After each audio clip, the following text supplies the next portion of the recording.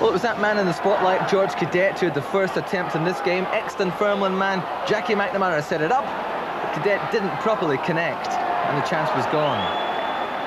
McNamara, who was omitted from the Scotland squad announced last week, caused his old teammates plenty of problems early on. He sets up Cadet again, and that drive was just inches over. Well, Dunfermline lost 2-0 to Celtic at this ground earlier in the season, but they started just as well as the Parkhead side in this one. Deflected ball finds its way to Britton, and Kerr was wise to that one. That was a close thing for Jerry Britton, who of course was a product of the Celtic Boys Club. He always seems keen to play well against his old heroes, and here he is giving them something to think about. The opening goal, Dunfermline 1, Celtic 0, 16 minutes gone. Britton gets goal number 14 of the season, set up by Andy Todd's header. Just a couple of minutes later, it could have been 2 for the Pars. Britton to Hamish French, and that's a real let-off. Celtic were without central defenders Stubbs and Mackay. That's hardly the ideal way to play against the big men of East End Park. Not pleasant viewing for the Celtic fans. Well, their favourites fell further behind in the 29th minute when they failed on a number of occasions to clear their lines. Jerry Britton had time to kick the ball back to Harry Curran for the cross, or is it a shot? It doesn't matter, it's in the back of the net. 2-0 to Dunfermline. And could this be their first victory over the Parkhead men since 1989? Kerr didn't have a hope with that ball from Curran. Well, Celtic dominated the remainder of the first half. McNamara set up Brian McLaughlin for the 25-yarder. And Ian Westwater had to look lively there. Into the second half now. Remember, Celtic are 2-0 down. And here's Phil O'Donnell pulling one back. 61 minutes gone, and the comeback is on. O'Donnell's 4th goal of an injury-hit season. Tommy Burnside looking much hungrier now. A typical Paul McStay effort, almost deflected in there. And the Fifers finally lost their lead in the 71st minute. A nice ball from Tosh McKinley, controlled superbly well by Simon Donnelly, and the shot wasn't too bad either, was it? Dunfermline 2, Celtic 2. Great ball there from Tosh McKinley.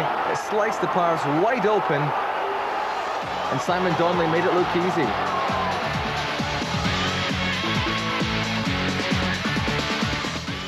We've lost 2 kind of softies goals, basically due to the fact that Dunfermline are a big physical side, and they were causing us some problems with high balls into the box.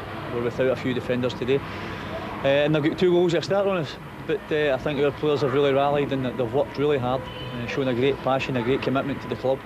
We've come back into the game, and really at the end of the day we're really unlucky not to win the game. We didn't go out to pick a big team like that, but it just so happened that they were all available to play today. Tommy Johnson, but as David Tanner now describes, the Geordie made his debut from the bench.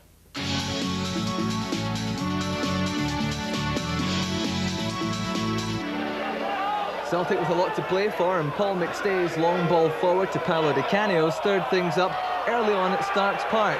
The Italian's tantalising skills, hypnotising defender Makela. Di Canio makes his run towards the danger area, and down he goes, but no penalty kick awarded. Well, let's look at that again. Makela plays the ball first, no doubt about that, but then he brings down Di Canio. That one's open to debate. Well, the former Juventus and AC Milan frontman in action again now for Celtic, dancing past the blue shirts. He pauses just too long in the shot, and that one's passed. Nice to watch though. Tosh McKinley's mighty punt forward started a race between George Cadet and David Craig. The Portuguese star looks to be winning, but that's a superb recovery tackle by Craig. Raith Rovers had a couple of chances late on in the first half. Here's the best one. Taylor now back to Dargo on the flank. The cross coming in for Duffield. He peeled off Stubbs, but he couldn't get it past Kerr in goal. At half-time, Celtic brought on new signing Tommy Johnson, signed last week, of course, from Aston Villa. Here he is now, queuing up Phil O'Donnell with the chance, and the deflection didn't catch out Scott Thompson. Ian Monroe's bottom of the table side coming forward now, but the move is swallowed up by the Celtic defence, and the counter-attack is very much on.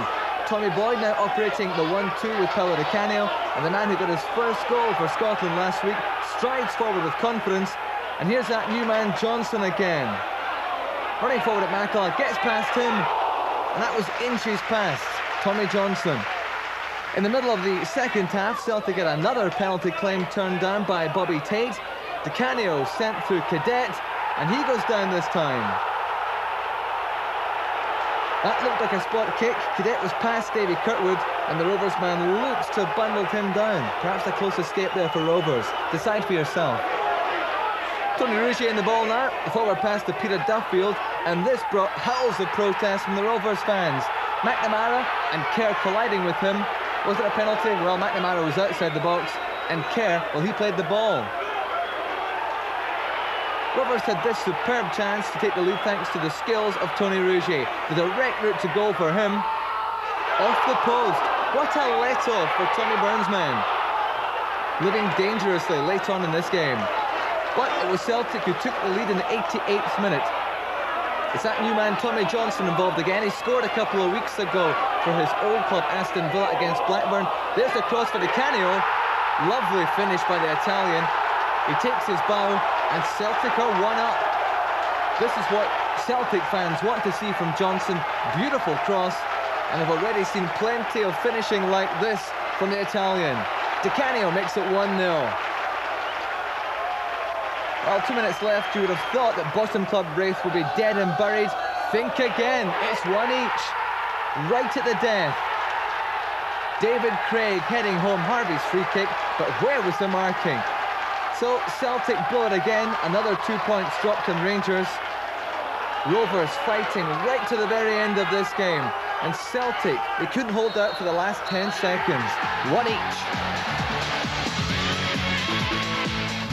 I think some of the guys have got to take a good long look at themselves and think why they can't go in and perform in that. We're still competing for a league championship.